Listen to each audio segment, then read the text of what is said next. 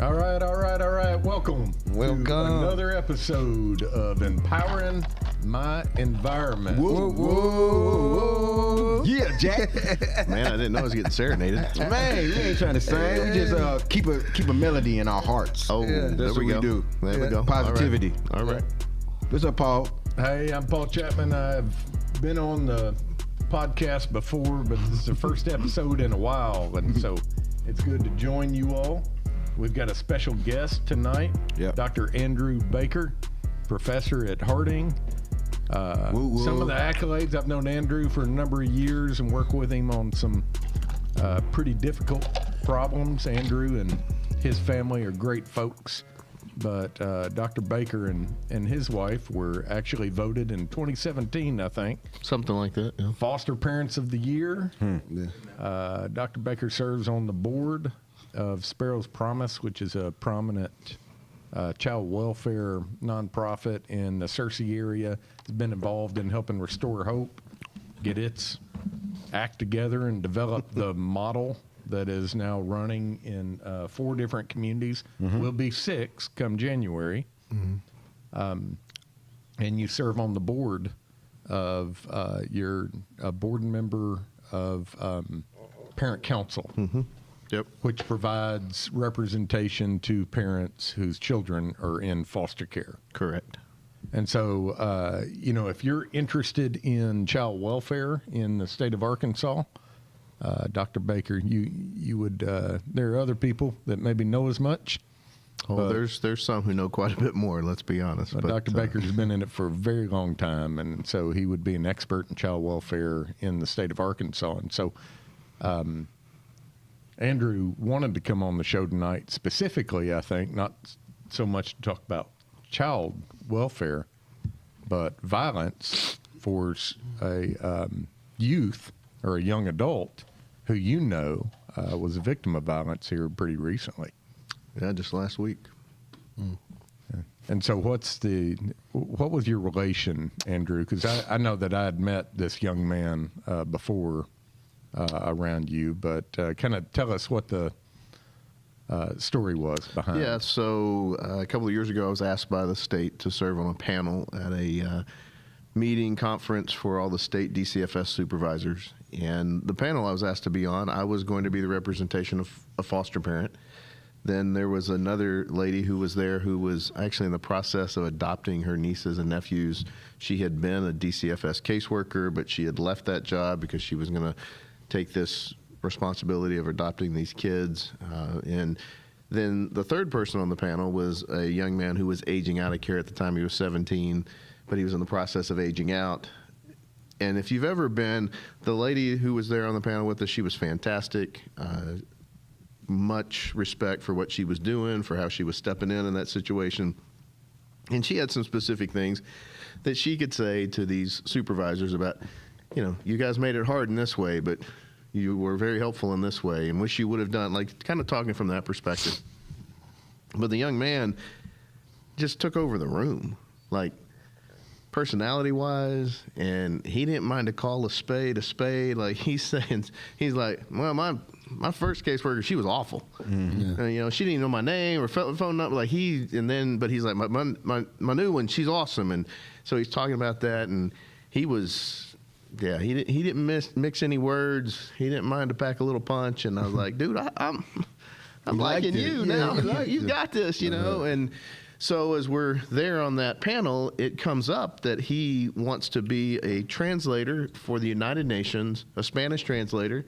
He's a black kid from South Little Rock, but he had really become fascinated by the Spanish language and was taking Spanish in school, was actually working at a Hispanic elementary school, volunteering there. And so I'm like, dude, all right. Well, as a couple of you guys know, my parents live in Nicaragua full time. And so I said to the state director, who was in the back of the room of this meeting, I just texted her under the table. I was like, hey, what if he goes with me to Nicaragua? I need a translator. And she's like, what? And I'm like, let me take him to Nicaragua. Let's go have this experience together, And she's like, okay, but I don't know how you're going to pay for that. Like, state can't pay for that trip. And I was like, oh, no, I get it. We'll just have all the people in this room pay for it. Like, they loving him, right? And so I said to him, I said, hey, you want to go to Nicaragua with me? I need a translator. He's like, you for real? Yeah. You kidding? Like, and I was like, dude, I already got the approval. Yeah. We just got to pay for it. And I said to the people, like, would you guys help pay? Like, I'm not asking you to give me state funds. You can't do that, but you can give me your personal funds. And we want him to go. And man, they got all kinds of excited. And I said, well, you can just take your money back there to the boss and we'll get it together and we're going to start the process. He said, I don't got a passport. I was like, these are all government employees. Somebody can figure out a passport. Like, we get you a passport. And so, lo and behold, come to find out, a state employee is not supposed to accept cash. So I look back there in the back and like she's got this basket and she's holding it out like this. She's not touching it. Like she's not going to break the law. She ain't touching the cash. I was like, oh, my bad. Sorry about that. Like the church money in that basket. Correct, you know. And so it all worked out. And he's going to come go with me to Nicaragua. And we went and had an unbelievable time. And I learned a lot. You know, I knew that he had come into care because of neglect in the home. Not long after he came into care, his mother passed away. She gave him some pretty firm instructions about family and his role and responsibility to his family. And so, you know, we talked through that. And we talked about, man, I want you to come to Harding. Well, one, you need to stay in care. So, you know, kids can turn 18, and if they've been in foster care, they can sign themselves out. You know, they can emancipate themselves and become an adult, and now they're on their own, or they can stay in. And usually if you stay in, you can get a lot of support and a lot of opportunity that you won't get if you sign yourself out. But there's so many kids who get to 18 and they can't wait to jet. You know, they gonna sign that paper as soon as it's put in. They're done with the system. They're done. No more help. Yeah, Thank you. Yeah, you haven't helped anyways. It's kind of the feeling, right? But you can't blame them though. Oh no, I don't blame. I'm just like, but it's such a good opportunity for you, and They pay for college. Yeah, they pay for college, they pay for apartment, they pay for. I mean, there's all kinds of help you can get, and so I'm saying to him, dude, stay in, and he's wanting to stay in. Like that's his plan. He's gonna stay, and he did. But then I saw him. Oh, I don't know, about a year ago, I guess, or so, and. We just talked, and he was living in a tension between two worlds. And he knew he had a responsibility that he committed to his mom that he was going to keep. And it had to do with siblings and protecting siblings. And, you know, he did that, but he's trying to stand in this world to do something better. Yeah. And he's a kid doing it right. Yeah. Like he wasn't perfect. He wasn't without some mistakes. There's no doubt about that. But I can play some video. I mean, he even in a video you can watch of this kid. You're like, kid, you had it. And people always talk about. I talk about college students. You run into college students sometimes. You're like, you got it. What's that? You can't define it, right? You're like, but you got it. And in this case, he had it, and we were still trying to work with the hope that he would end up coming to Harding, frankly, to study Spanish. And, you know, he was going to have to do some work to be able to be at that level, but it wasn't that he didn't have the intellectual ability by any means. He did to do that. But a couple of weeks ago, I talked to his caseworker, and she was just filling me in on what had been going on. I was trying to get a new number for him. She's like, he's just stuck. You know, and he's trying to do what's right, but being pulled, and some people who aren't making really wise decisions. And I said, well, you know, all we can do is faithfully show up. That's all we can do. He's going to have to make decisions for himself. Nobody's going to make those for him. And then there was a tragic loss of life in North Little Rock, and the belief by many that some family members were involved in that. Family members who ran, and I get a call last Wednesday, and I'm informed he had been murdered in the street, stabbed to death. In North Little Rock? There's still a question mark exactly where. No, I think it was in Little Rock proper, but he was stabbed to death. Mm-hmm. That takes something to stab somebody. You're right. It takes more than a gun. Shooting somebody is like stabbing is personal. Exactly right. Stabbing is intimate. Mm-hmm. When you shoot somebody, you can boom, boom, boom, and you can not think about it. But when you stab somebody, you're up close, physical contact. You actually can feel life leaving somebody. So that's something major. Yeah, it's next level. Was it something that he done, or was it something, was he in with, you know what I'm saying? Best I can tell from the information I've been given is it was done to him in retaliation for something someone else did. I know how that is. How's that? I went through the assembly situation probably like in 2006 with my little girl, like I was into some little stuff and it triggered on down to my daughter, you know what I'm saying? And like, it ain't cool, you know what I'm saying? Like, that's something you gotta live with forever. We still live with that today. You know what I'm saying? So, I don't know how to say it, but it happen like that sometime out here. Like, you don't be meaning for it to go down to somebody you love or something, or somebody innocent, man. It just happened. Like, it's everybody. Some people go through that example. So I don't know. I went through it, and that's something I gotta live with forever. I lost everything when it came to me in that situation, man. I lost everything. Family, I lost a job. You know what I'm saying? Financially, lost money. You know what I'm saying? I went backwards. I stressed. You know what I'm saying? Like, feeling guilt about, like, what can I do? What can I do? You know what I'm saying? Like, what is it that I done? Sometimes you ask God, you question God. You know what I'm saying? You trying to see what is it. You know what I mean? Like, I try to step 1 foot forward, and every time I get to a certain situation, this happen. And then in my world, it don't come small. Like, when stuff happen to me, it's big. Everything big. Like, I don't care what it is. It could be a small argument, but now it done got physical. You know what I'm saying? And you question a lot. You got to be strong. You got to be strong to get through that type of situation. You know what I'm saying? Like, you got to live with it. Sure. You know what I mean? And that be hard. Like, it's be hard for me every day. Like, it was hard for me my ex-wife, it was hard for me to just look at her sometime and just be like, man, I'm sorry, because I don't know if she really believed I was sorry. You know what I'm saying? Like, some people, they don't think about you. You know what I'm saying? In this situation, they just on what they own. But you could be going through something too. You know what I'm saying? And you be wondering, like, dang, does she believe I'm sorry? Does she know how genuine, how hurt I am about the situation? Cause mine was hurt. Mine happened to a 6-year-old child. It was my stepdaughter. She got shot 7 times, 4 times in the back of the head, 3 times in the spine.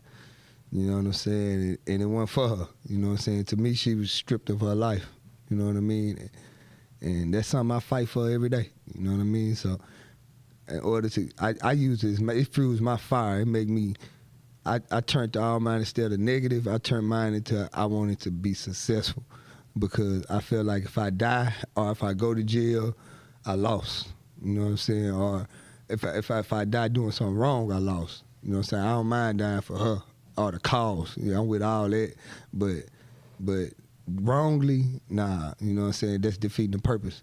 So I try to, you know what I'm saying, go to work. Like, I never stayed on a job past 90 days. When she got killed, man, I ain't stay on no job past 90 days. 30 days, I'm fired. 30 days, I'm going to a new spot.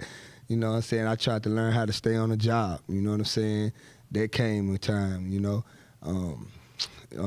went to school, you know what I mean? I stayed in school.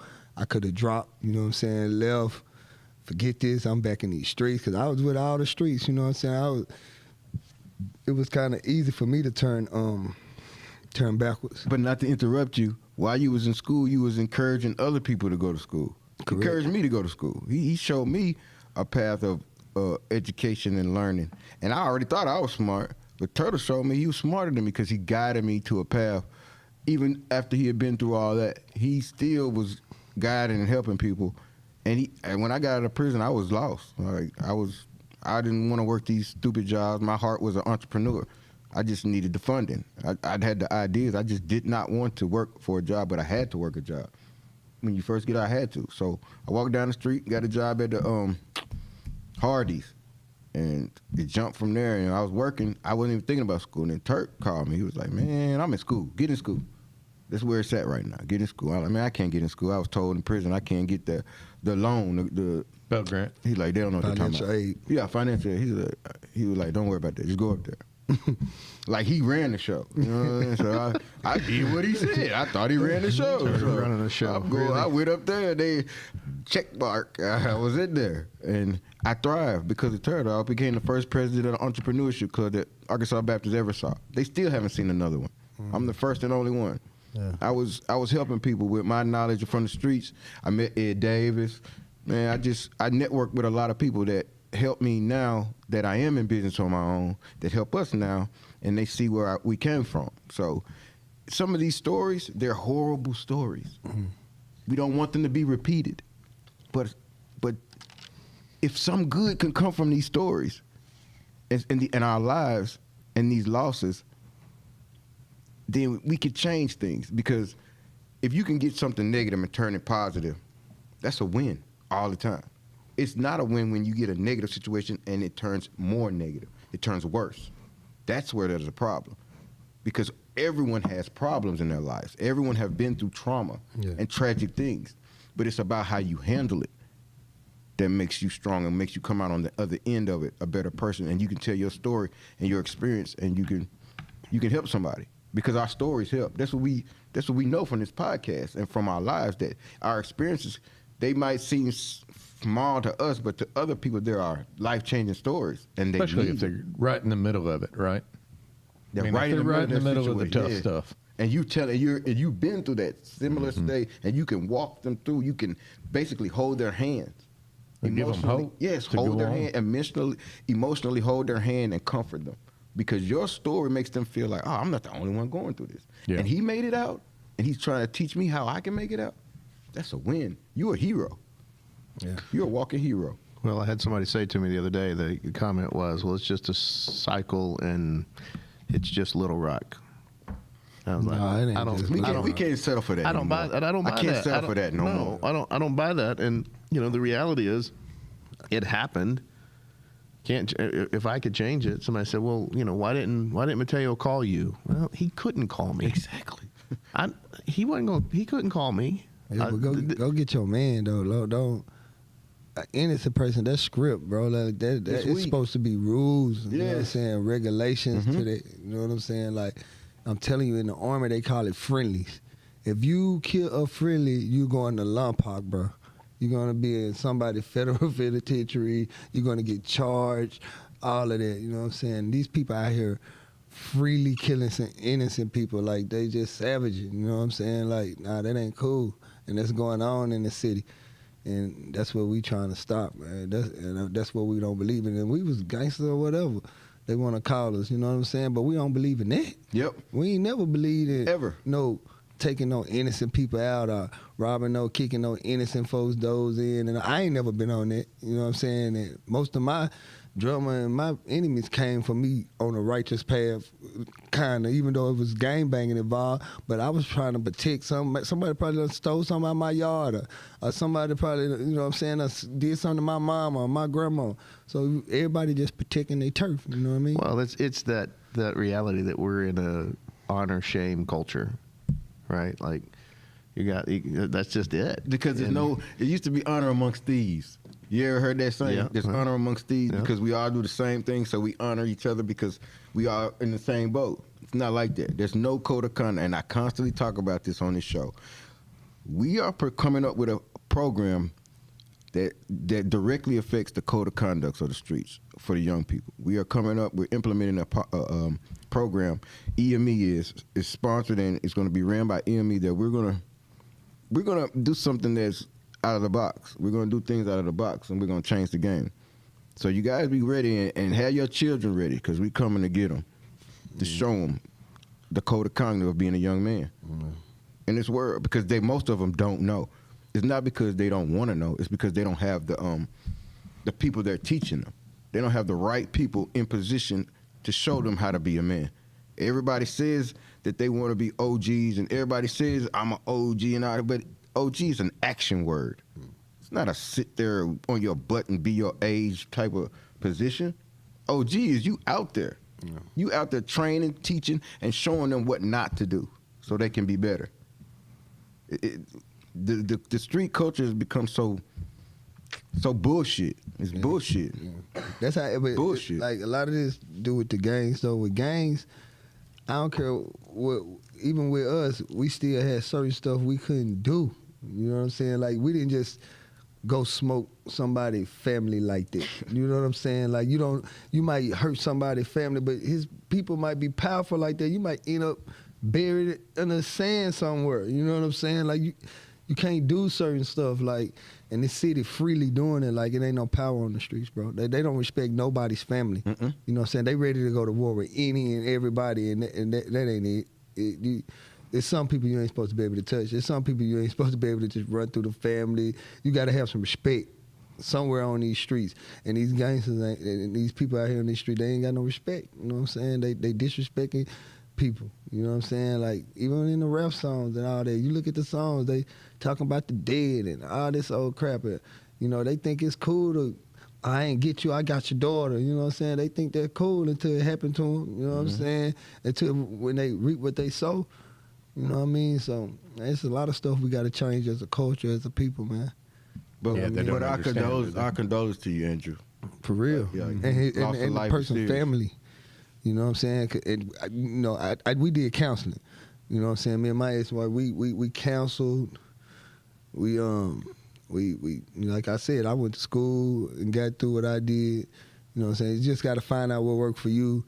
And they got to really dig into that, you know what I'm saying? Because if not, you can get sucked into a hole, you know what I'm saying? And you can't come back from it. Because, you know, I find myself every day, you know what I'm saying? I be almost, like, got to shake back, you know what I'm saying? But my support system so strong, and they give me so much to look forward to, I can't turn backwards, you know what I'm saying? Once I get there, I always, like when they say when you about to go and you see the light, you come on back, it's like I always see the light. Every time I get ready to fade out, that light always there, so I ain't gonna go nowhere. Right. You know what I'm saying? Cause the light's still burning. You know what I'm saying? So that's why I'm trying to so bad be successful. That's why I'm trying to so bad financially take care of myself, my family, my community. You know what I'm saying? It's important to me. I want to take care of everybody I ever lay eyes on. You know what I'm saying? Like that's to me one of the beautiful jobs you could ever have in the world. You the type of person who could take care and help people. You know what I'm saying? If you got that skill and that blessing, you know what I mean? It's going to carry you a long way here and after, you know what I mean? So, you know what I'm saying? Like people, when you go through that as a family, they got to find a good support system. Like that's the number one thing. And don't hang around nobody that ain't on what you on.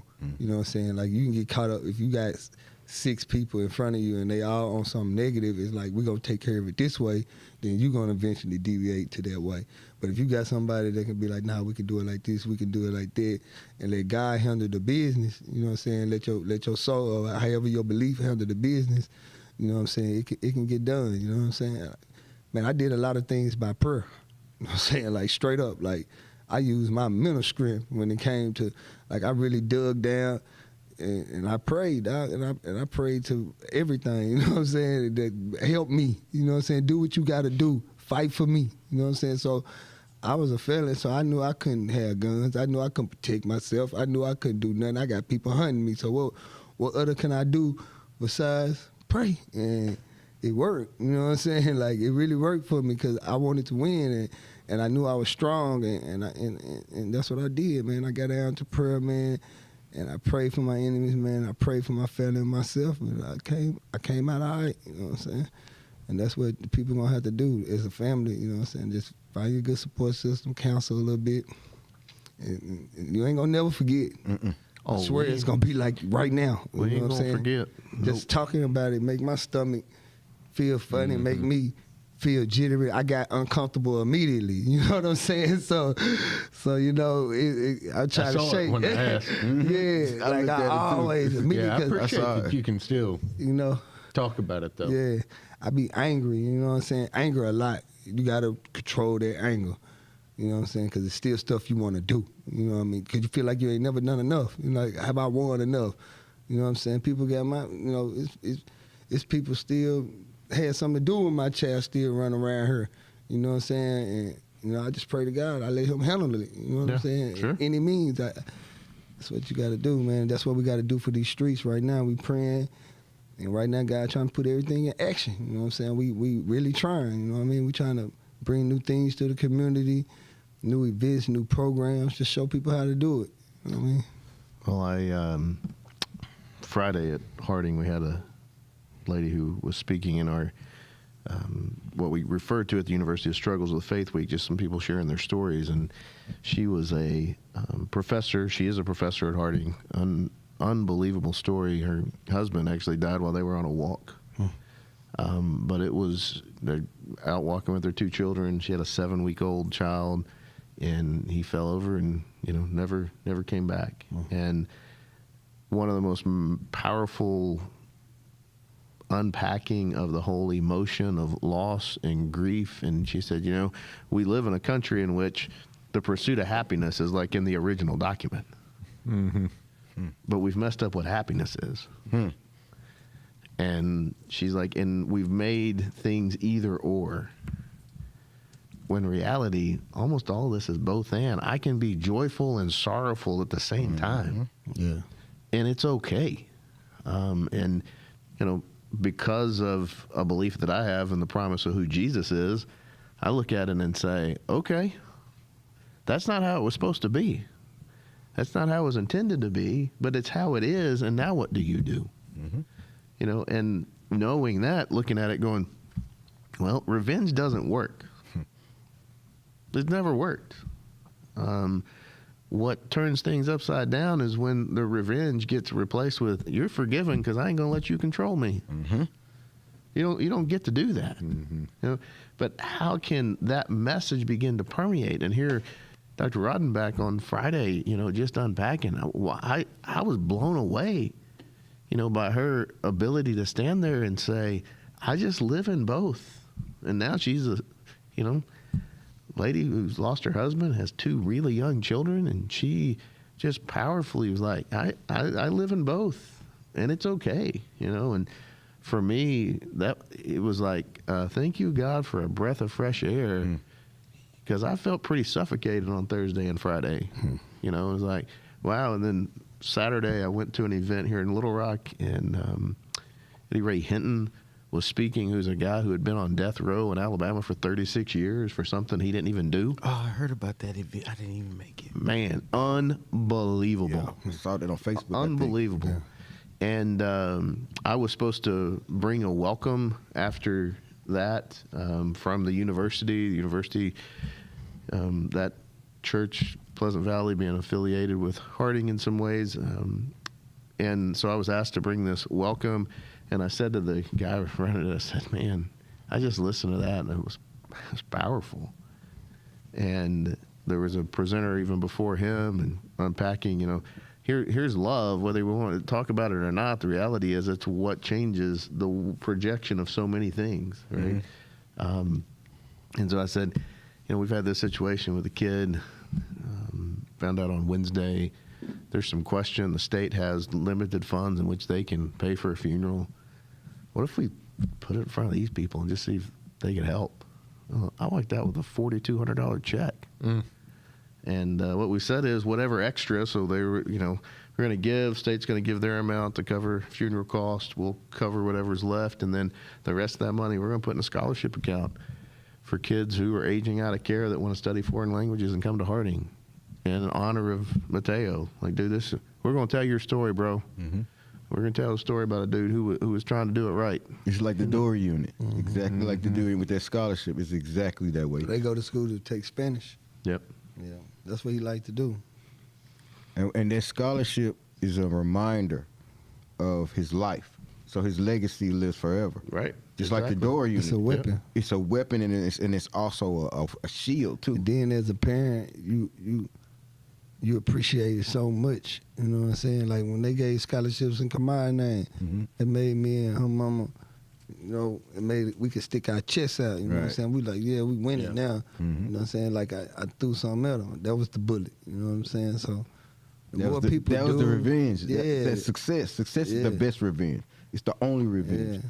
You let it go and you become successful. You put all your anger, all that negativity, you turn into the positive and you work with it. Yeah. And you will be successful. It's guaranteed. Statistics show like 89% people who do that are successful. It's close enough to 90 for me. Yeah. Yeah, close enough to 90. You know, I'm kind of listening to y'all talk. The thing that that I kept asking myself was, you know, when something like Mateo's death or Kamaya's death or Derek Olivier's death, when it's just senseless, it Hurt. they didn't deserve it. It's just sheer evil. So what do you do with that? And You build. and you never forget, but you could take revenge. You could go return evil for evil, which then it won't end. It just builds on itself. It's like a snowball Cycle, keep running going. downhill. And so there's this quote that I was thinking of. It was, "Darkness can't drive out darkness. But light can. Only light Martin can do Luther that. King. Martin Luther King. Yeah, I know that saying. Hate can't drive out hate. Only love can do that." Yep, that's Yeah. it. And That's it. and I think, but that's so hard. I mean, how do you love someone That hurt your frankly- child. Yeah, that hurt your child. And I don't know that you could do that without God's help. You I mean, gotta I don't know get how I God's would. help. It's impossible. You can't. Gotta be God's help. It's the only way you could do it because Dog, it's not humanly possible unless you just hated your children. Me You and know my- what I mean? Unless you're just that type of person. It literally broke my family up. You know what I'm saying? Like, it broke my family up, like, for real. Like, because we grieve. The grieving, the two people grieving at the same time, you know what I mean? That it tear you down. You know what I'm saying? Like, it tear you down, bro. I watched a movie where a couple, child got kidnapped. Now, this a regular couple. This a true story. It was a regular couple. They child got kidnapped and killed. And the family broke up behind it. You know what I'm I saw saying? that. I Like, saw that When a movie. child, the Yeah. statistics escaping me, but most marriages can't survive the death of a child. it's too much grieving Too much. in the house. And then it's You know what I'm blame. And then saying? it's blame and guilt. And it's all kind of emotions It can involved. get physical. Yeah, it could turn So horribly it's wrong. a lot if you don't counsel. It's a lot if you don't, you know what I'm saying, focus, bro. You gotta like focus. I'm telling you, if it weren't for this support system, man, what y'all did when Fitz hit and Paul came in my life, and that's what kept me going. Y'all gave me like a dream above my dream. Y'all made me, like, I had dreams, but they was just my dreams, you know what I mean? But when y'all came, it made me like, y'all made me see something really Hope. bigger. Hope. There you go. That's where It's all the names it's come. purpose. Yeah, I think You know what I'm saying? hope is something that it's funny. It's if you don't have any hope, why act? I mean, we often think of it as fuel for action, but then you've got to move on to purpose. I mean, life is so, even without, you know, the murder of a child or a friend, something that tragic. Life just, there's enough evil the older you get that you just will be a part of, or tragedy, that you can really move into just sheer nihilism. It's like, why try? And by the way, it all ends the same way. We're all die. headed there. We all die. That's a guarantee. It's just how you die. that's the thing people can't control. But it's I think it's the purpose, and that I hope that everyone listening here would try to seek out. Is there is purpose in life. It means something. What we do today means something.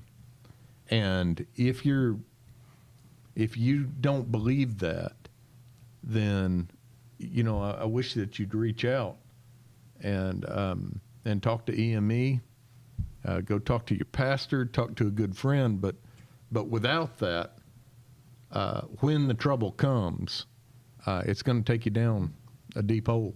Mm-hmm. Well, you know, we'll go back to that quote you did a while ago about light from Martin Luther King. You know, it's interesting to me that when Scripture talks about light, it's a candle. Mm.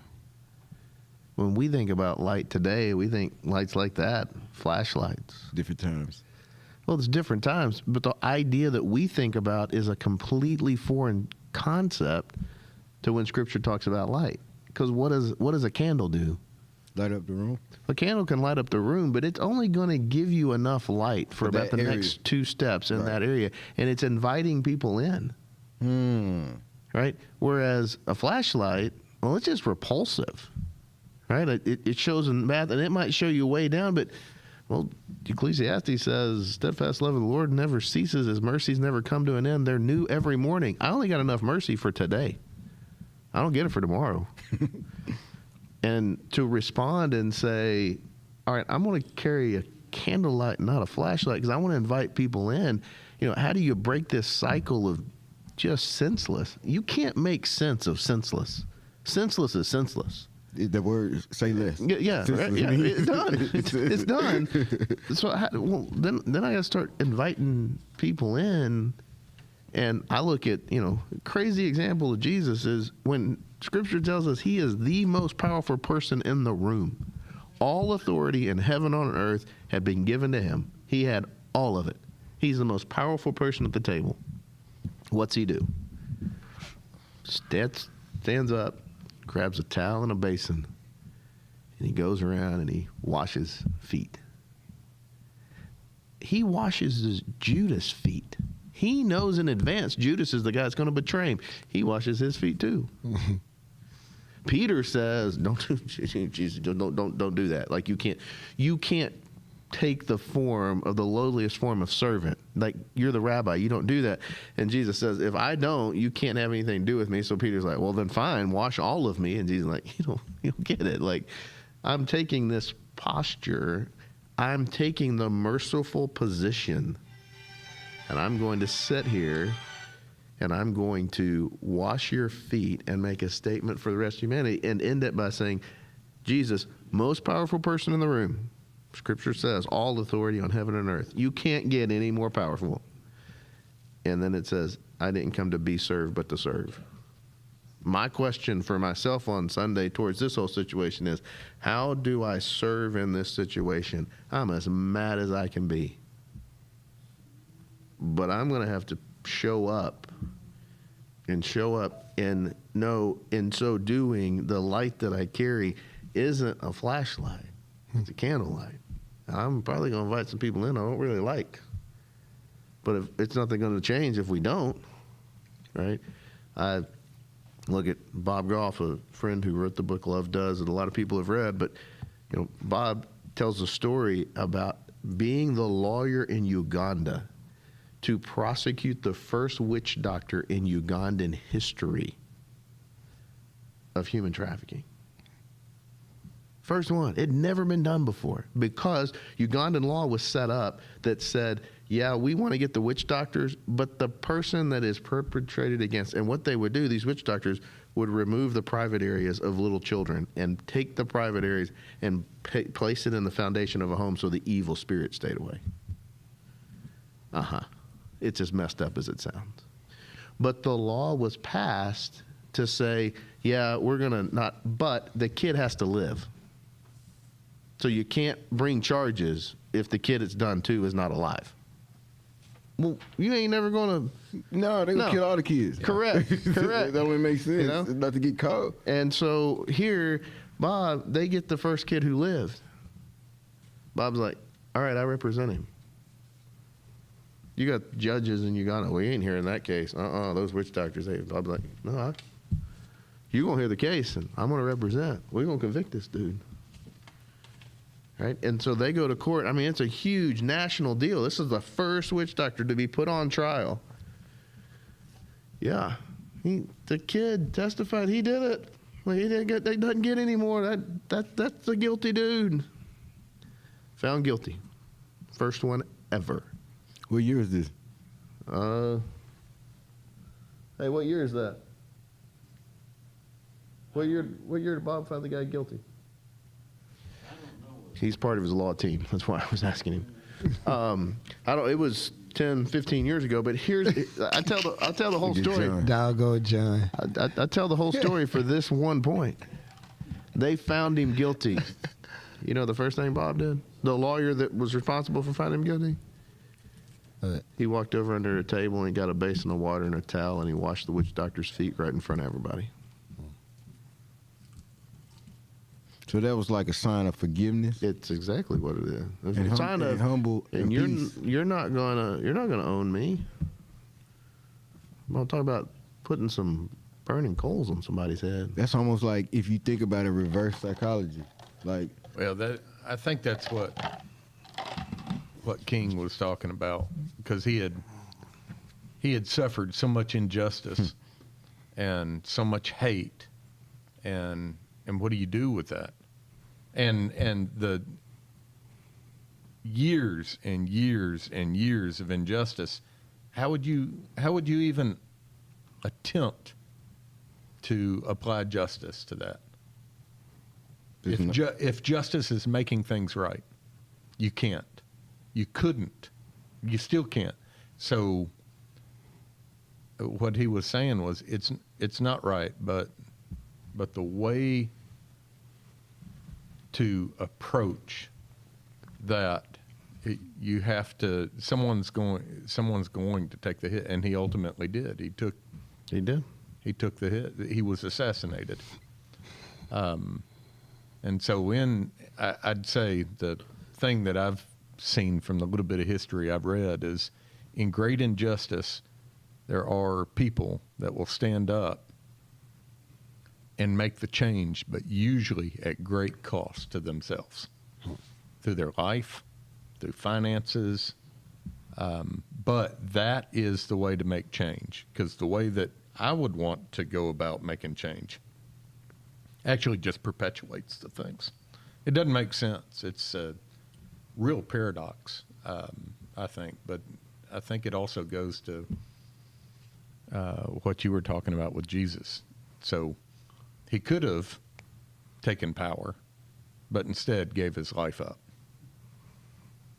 I just also think that we got to protect our leaders, because when I hear us talking, it sounds like all our leaders get murdered.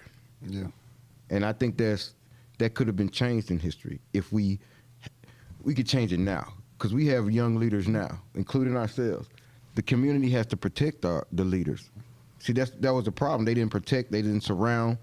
They kind of left people out in the open. When our leaders back in the day would walk out in the street, it should have been like, I'm gonna be honest, like Malcolm, Malcolm had it. Malcolm had it like soldiers. Farrakhan got it now. That's the way. I don't want. And see, the thing is, we don't want people to take it as militant. That word militant is a word that starts trouble.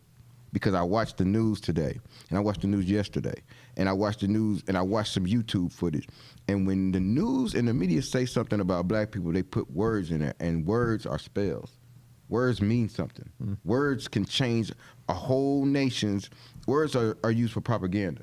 So what I'm saying is, I've seen on the news where people are protesting, they're called militant. They're not doing anything. They're just saying, we don't like this. And they're standing outside. They're not militant. We have to understand that words kill, just as words set up for killings. Because if you say a certain thing, then you have somebody's mindset going in a direction. And then when their actions go with that mindset, it hurts somebody. Mm-hmm. So we got to understand that the tongue is the deadliest weapon on the planet. Amen. And the Quran and the Muslims say that's why Allah, he locked your tongue to split. Then he put teeth around it, and then so it won't escape. Then he even put your damn lips around it, so you can keep it like because that. boy, you open that thing, Islam. it's like a chopper, brother. Yeah. You come out with the wrong words, that mouth could. That's how it sounds. So Mac, what do you think the right words are then for kind of the violence that's happening here in Central Arkansas? The right words are unity with every side, EME, solution providers, holler at us. Because we offer more than what you think when you look at us. You got to sit down and talk to us. Because everyone has a story and everyone is good at something. And you have to go outside the box. When things aren't working and you keep doing the same thing, bumping your head. Buku, buku, buku, buku, buku. You got to think outside the box, man. And EME is outside. We on the outside of the box like this. Looking at the box like, if y'all open that box, we're gonna go in there and change everything. And that's what my words for the city and everyone is think about somebody else sometime before you think about yourself. Because if you help somebody, that takes the worry off of you. When you're helping somebody, you're not worried about yourself anymore, are you? Because you're helping somebody else. Your attention is on there. So it's like we were just saying, love changes more than hate. Yeah. Love changes. You could take somebody who just shot somebody and their sibling, like we just talking about, and you love on that person that does that could change their whole life.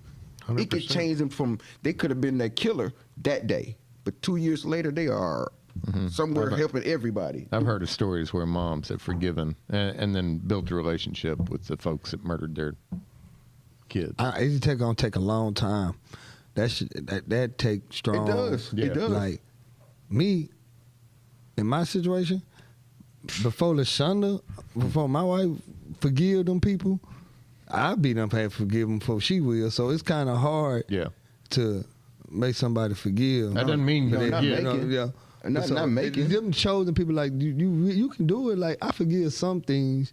You know what I'm saying? I'm content. You know what I mean? But man, it'd be hard to forgive. But that's for almost kind of impossible. Murder, you know what I'm saying? Turtle, 'Cause in the Bible that's too, the mother. eye for eye, it's real too. Sure is. You know what I'm saying? Like you do your family, you do something, you accountable for. You know what I'm saying? You steal something, the hand might get cut off, or you murder somebody you might be going right behind them. You go in Old Testament now. Yes. Yeah. Sure, you might gotta go behind them. Old Testament is eye for eye. Definitely, they You was know what knocking. I'm They was saying? knocking. If you did the crime, your whole family might get You it. know what I'm saying? Like, seriously. But they had a respect too. It wasn't no running around killing anybody. Nope. You know what I'm saying? Like That was awful. These people here kill anybody though without their respect.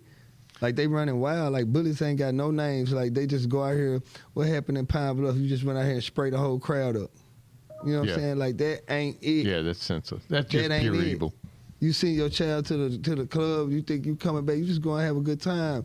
And you look up and you shot. And then the funny part is we had just left there. So you know what I'm saying? That's how I know God be favoring some people. You know what I'm saying? We had just left. Like just left. You know what I'm saying? And like, man, it ain't. These streets got to do something else, man. They got to stop, bro. All this, like, we got to come up with a peace treaty. We got to come up with a way to finance a peace treaty. Every hood, every people got to come together and lock hands and be as one. We have to be one world, bro. All this other falling out off course, we got to be one nation. And that's just period. That's what the people got to be. We ain't together. That's the Everybody problem. over here living too many religions, too many different things, too many different. We need to be one world. Because we have more in common than we have different. One world. Oh, If for you sure. if you sit down and talk with somebody who looks totally opposite of you and just have a conversation, I bet you at least 3 things you'll have in common. There's at least 3 things. But we don't even take the time to sit down at the table. That's the problem.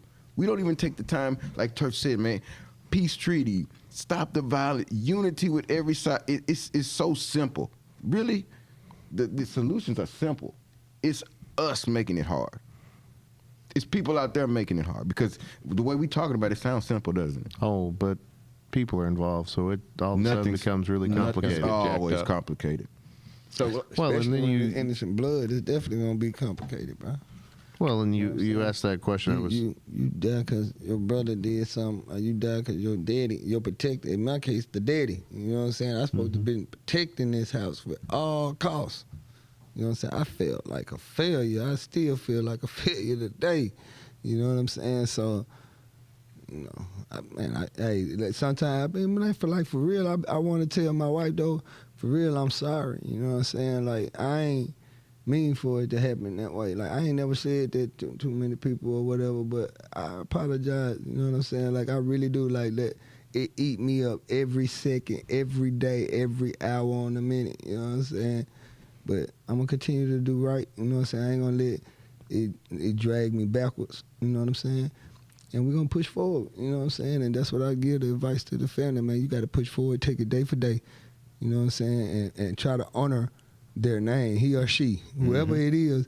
If you can get some honor out the name, it make you feel better. It kind of kill the crave, you know what I'm saying?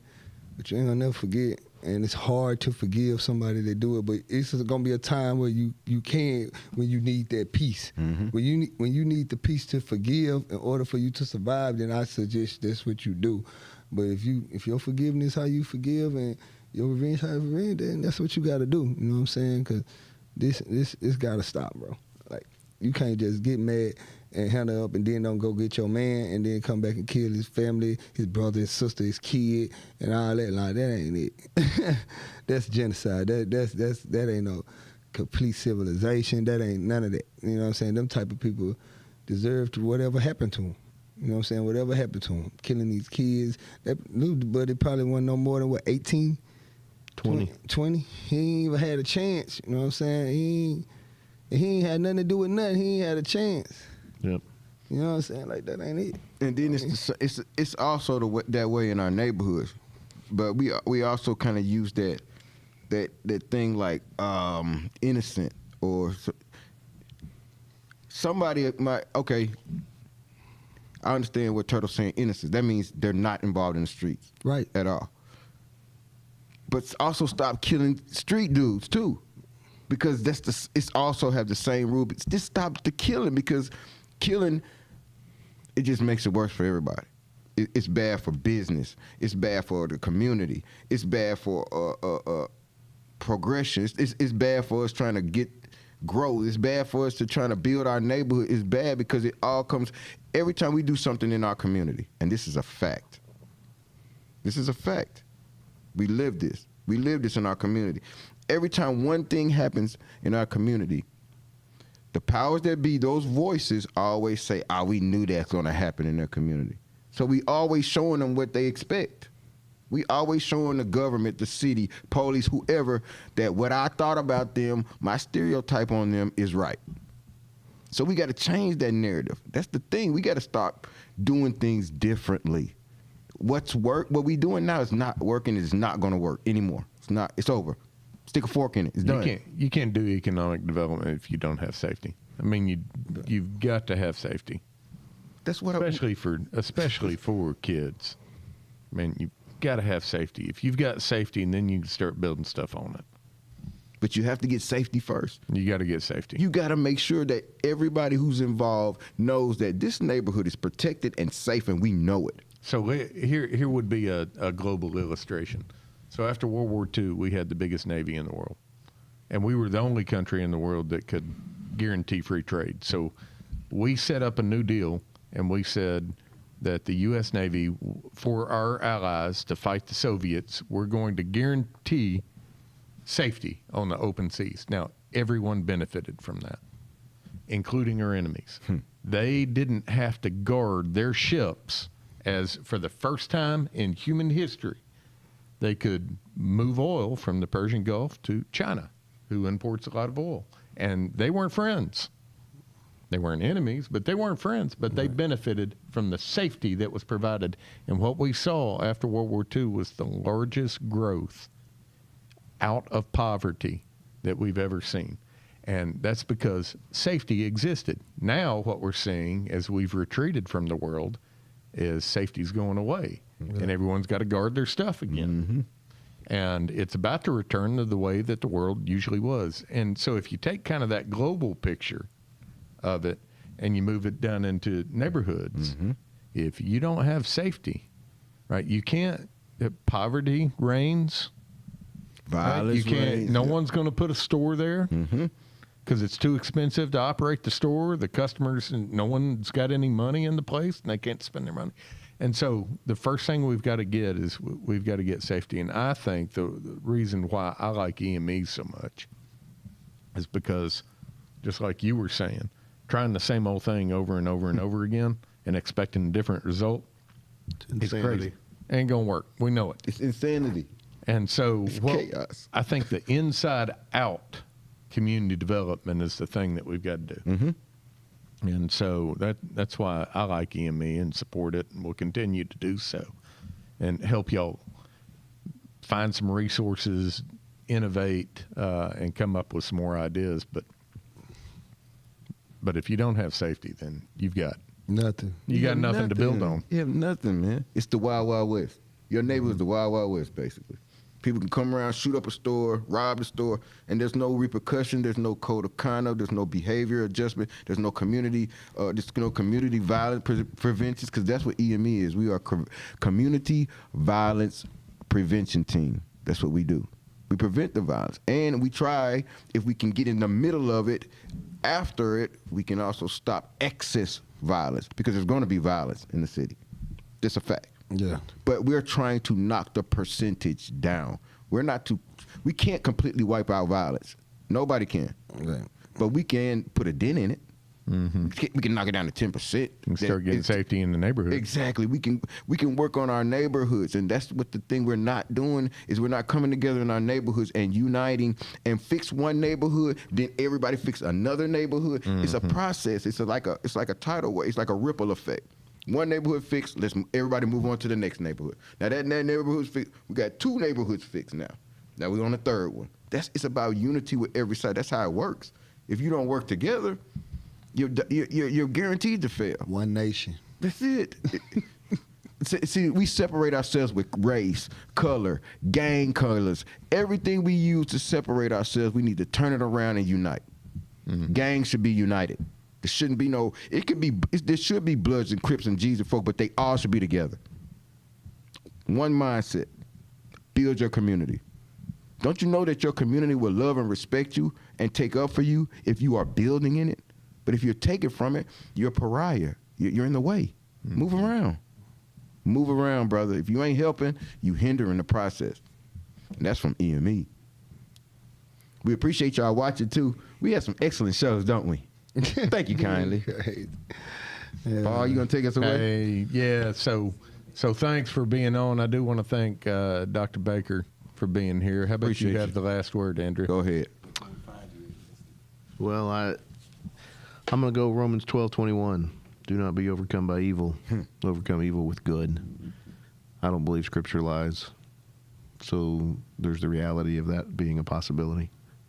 It ain't going to be easy. Never. Wasn't easy for Jesus at 33. But the opportunity we have for good, if good's not possible, I don't even know why we have a conversation. But I think there's been enough said in the last 50 minutes or so that good's possible. Yeah. And good responds to evil. There is evil. Yep. For there to be good, the opportunity of evil has to exist. It's kind of like balance. love. Yep. For love to be real, hate has to be a possibility. But what happens when good does overcome? And I hope we can. I hope we can. We can do it, man. We just got to stay focused, man. Keep doing our jobs. Hey, it ain't easy, but it's worth it. Yeah. Yep, and it ain't easy, and it ain't fair either. All of us got a purpose, bro. Everybody got a purpose. We do. What I'm saying? Everybody at this table, we got a job to do. Everybody at this table built to help people. So, you know what I'm saying? We got to do what we got to do. You know what I'm saying? We got to do our calling. God put all us at this table. For a reason. All us got jobs helping folk. We ain't got no regular jobs where people we giving or just taking them and all. We literally got jobs for hero ability. Like we sent here to help. Yep. You know what I'm saying? So we got to do our calling. And just everybody got to do what they supposed to do, man. Turtle, right, man. At our job, we wear capes like this, and it blows without a fan or nothing. Okay, You ain't right. if you guys want to find Dr. Andrew or talk to Dr. Andrew, give him some of your handles. Give him some of your Facebook, Instagram. You'll see me on Facebook. See me on Instagram _Andrew S. Baker. Love to connect with anybody. Because there's some people that might want to talk to you after they see this show. Because we like the dopest podcast on the whole planet, and I'm gonna catchphrase that and copyright it too. All right. Well, thanks for having us on, guys. Oh man, we always love y'all. Y'all are people. Man, we enjoy this. We appreciate the opportunity we got. You and me. Man, we miss you, Paul, though, man. You used to be on the show like every other week. Now you've been hiding from us. I know. I wear Been people working. down. I wear people down on purpose. I do that. But it's good to have our guy Paul here and Dr. Andrew, and we had another wonderful EME show. So we more on a serious tip tonight, and we get like that because we versatile. We versatile like that. We could do that. Dopest podcast in the building and dopest podcast on the planet. EME. Thank you for watching.